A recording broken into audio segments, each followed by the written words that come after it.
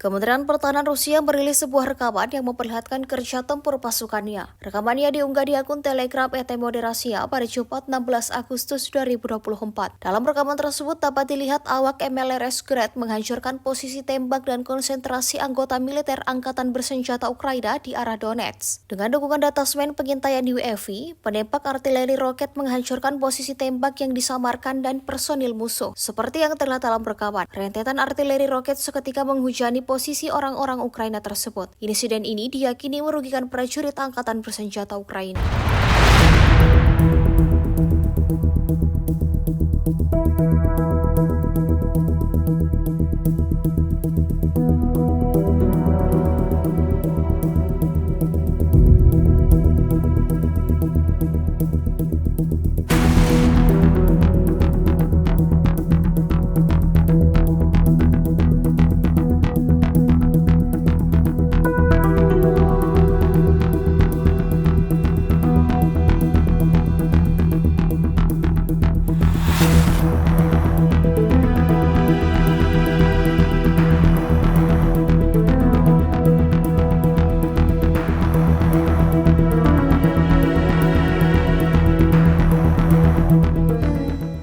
Download Tribun X sekarang, menghadirkan lokal menjadi Indonesia.